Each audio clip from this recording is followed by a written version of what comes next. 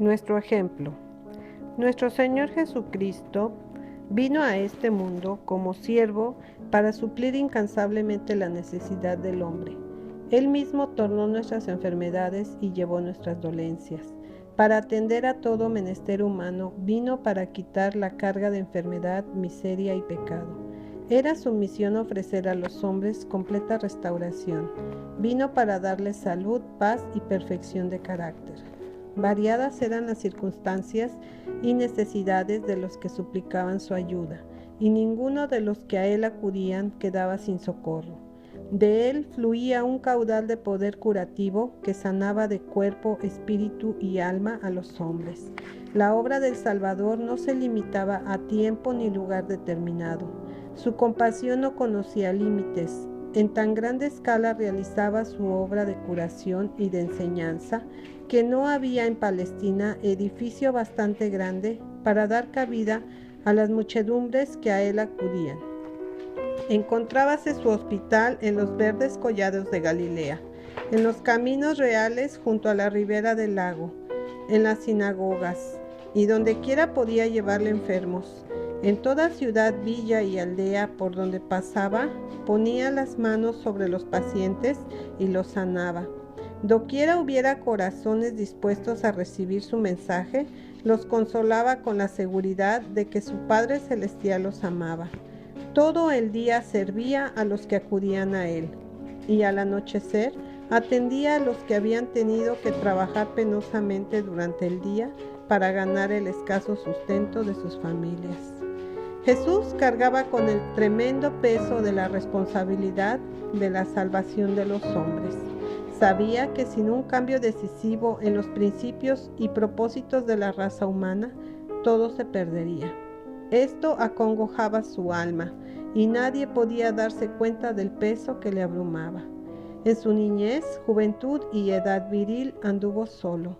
No obstante, estar con él era estar en el cielo. Día tras día sufría pruebas y tentaciones. Día tras día estaba en contacto con el mal y notaba el poder que éste ejercía en aquellos a quienes él procuraba bendecir y salvar. Pero con todo no flaqueó ni se desalentó. En todas las cosas sujetaba sus deseos y estrictamente a su misión. Glorificaba su vida subordinándola en todo a la voluntad de su Padre. Cuando en su juventud su madre, al encontrarle en la escuela de los rabinos, le dijo: «Hijo, ¿por qué nos has hecho así?», respondió dando la nota fundamental de la obra de su vida: «¿Por qué me buscabais? ¿No sabíais que en los negocios de mi padre me conviene estar?». Era su vida una continua abnegación. No tuvo hogar en este mundo, a no ser cuando la bondad de sus amigos proveía sus necesidades de sencillo caminante. Llevó en favor nuestro la vida de los más pobres, anduvo y trabajó entre los menesterosos y dolientes, entraba y salía entre aquellos por quienes tanto hiciera sin que le reconocieran ni le honraran. Siempre se le veía paciente y alegre, y los afligidos le aclamaban como mensajero de vida y paz. Veía las necesidades de hombres y mujeres, de niños y jóvenes, y a todos invitaba diciéndoles: «Venid a mí». En el curso de su ministerio, dedicó Jesús más tiempo a la curación de los enfermos que a la predicación. Sus milagros atestiguaban la verdad de lo que dijera, a saber que no había venido a destruir, sino a salvar. Doquiera iba, las nuevas de su misericordia le precedían. Donde había pasado, se alegraban en plena salud los que habían sido objeto de su compasión y usaban sus recuperadas facultades. Muchedumbres lo rodeaban para oírlo hablar de las obras que había hecho el Señor. Su voz era para muchos el primer sonido que oyeran, su nombre la primera palabra que jamás pronunciaran, su semblante el primero que jamás contemplaran. ¿Cómo no habrían de amar a Jesús y darle gloria? Cuando pasaba por pueblos y ciudades, era como corriente vital que derramara vida y gozo por todas partes. La tierra de Zabulón y la tierra de Neftalí hacia la mar, más allá del Jordán, Galilea de las naciones. El pueblo que estaba sentado en tinieblas ha visto gran luz, y a los sentados en la región y sombra de muerte, luz les ha resplandecido. El Salvador aprovechaba cada curación que hacía para sentar principios divinos en la mente y en el alma. Tal era el objeto de su obra. Prodigaba bendiciones terrenales para inclinar los corazones de los hombres a recibir el evangelio de su gracia. Cristo hubiera podido ocupar el más alto puesto entre los maestros de la nación judaica, pero prefirió llevar el evangelio a los pobres. Iba de lugar en lugar, para que los que se encontraban en los caminos reales y en los atajos oyeran las palabras de verdad. A orillas del mar, en las laderas de los montes, en las calles de la ciudad, en las sinagogas, se oía su voz explicando las sagradas escrituras. Muchas veces se enseñaba en el atrio exterior del templo para que los gentiles oyeran sus palabras. Las explicaciones que de las escrituras daban los escribas y fariseos discrepaban tanto de las de Cristo que esto llamaba la atención del pueblo. Los rabinos hacían hincapié en la tradición, en teorías y especulaciones humanas. Muchas veces, en lugar de las escrituras mismas, daban lo que los hombres habían enseñado y escrito acerca de ella. El tema de lo que enseñaba Cristo era la palabra de Dios. A los que le interrogaban le respondía sencillamente: escrito está. ¿Qué dice la escritura? ¿Cómo lees?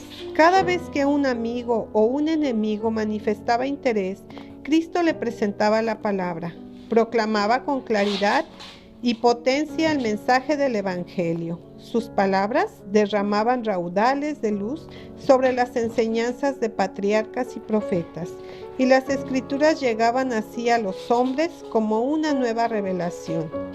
Nunca hasta entonces habían percibido sus oyentes tan profundo significado en la palabra de Dios. Jamás hubo evangelista como Cristo. Él era la majestad del cielo, pero se humilló hasta tomar nuestra naturaleza para ponerse al nivel de los hombres.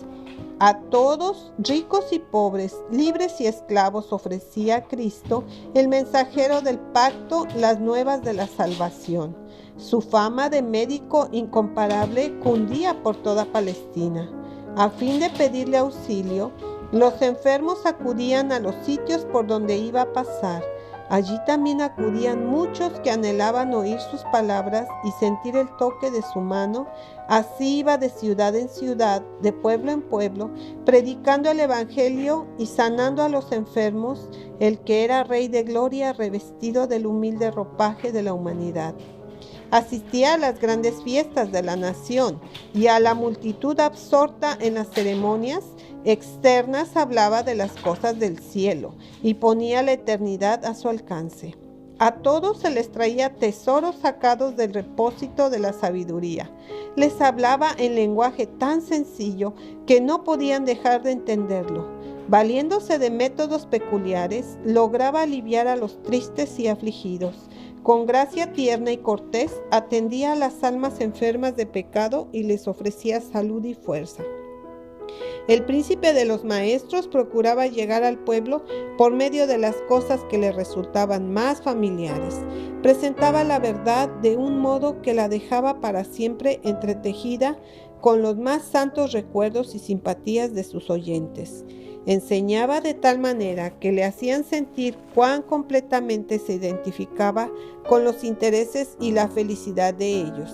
Tan directa era su enseñanza, tan adecuadas sus ilustraciones y sus palabras, tan impregnadas de simpatía y alegría, que sus oyentes se quedaban embelesados. La sencillez y el fervor con que se dirigía a los necesitados santificaba cada una de sus palabras. ¡Qué vida atareada era la suya! Día tras día se le podía ver entrando en las humildes viviendas de los menesterosos y afligidos para dar esperanza al abatido y paz al angustiado. Henchido de misericordia, ternura y compasión, levantaba al agobiado y consolaba al afligido. Por doquiera iba, llevaba la bendición. Mientras atendía al pobre, Jesús buscaba el modo de interesar también al rico. Buscaba el trato con el acaudalado y culto fariseo, con el judío de noble estirpe y con el gobernante romano. Aceptaba las invitaciones de unos y otros, asistía a sus banquetes, se familiarizaba con sus intereses y ocupaciones para abrirse camino a sus corazones y darles a conocer las riquezas imperecederas. Cristo vino al mundo para enseñar que si el hombre recibe poder de lo alto, puede llevar una vida intachable, con incansable paciencia y con simpática prontitud para ayudar, hacía frente a las necesidades de los hombres. Mediante el suave toque de su gracia, desterraba de las almas las luchas y dudas y cambiaba la enemistad en amor y la incredulidad en confianza. Decía a quien quería, sígueme, y el que oía la invitación se levantaba y le seguía.